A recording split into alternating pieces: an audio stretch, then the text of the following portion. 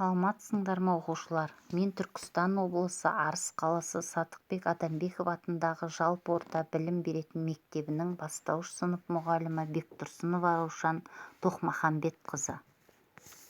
Қазір бізде қазақ тілі сабағы. Сабағымыздың жаңа тақырыбы сын есім. Оқу мақсаты: күнделікті өмірде кездесетін жағдаяттарға байланысты сөйлеу мәдениетін сақтап, диалогке қатысу, мұғалімнің көмегімен мәтіннің тақырыбы мен негізгі ойды анықтау, бас әріп пен кіші әріптің биіктігі мен мөлшерін сақтап, оларды байланыстырып көлбеу және таза жазу, дара және күрделі зат есім, сын есім, сан есім етістіктерді анықтау. Балалар, бүгін жаңа тақырыбымызға байланысты видеороликке назар аударыңдар.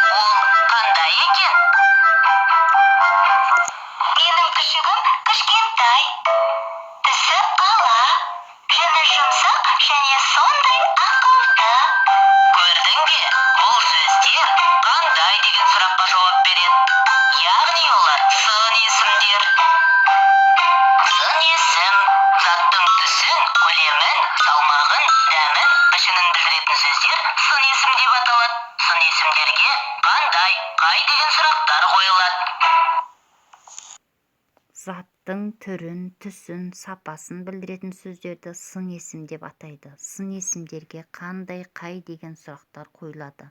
Мысалы, сұлу, жақсы, таза, қоңыр, тағы басқа сөздер. Ал балалар, 51-ші жаттығу қараймыз. Мәтінді түсініп оқы.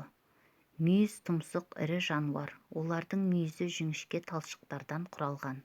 Алайда мүйіз тұмсық күндіз сұлап жатады да айбарлы дыбыс шығарады, ал түнде жайылымға шығады. Мәтін не туралы балалар? Ал ойланамыз.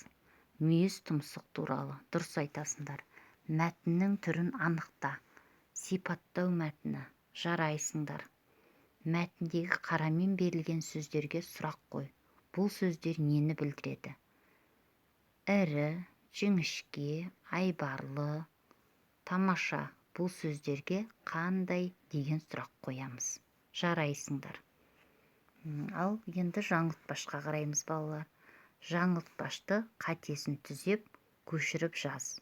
Үшкір тұмсық, сұр шымшық, сордан ұшты құрт шымшып. Ал балалар, қатесін қай жерден көріп тұрмыз? Дұрыс айтасыңдар балалар, тамаша. 52-ші жаттығу қараймыз енді. Жұмбақты көркем жаз, шешуін тап. Іші жұмсақ, сырты қатты, еті қызыл, сүті тәтті. Сын есімдердің астын сыз дейді.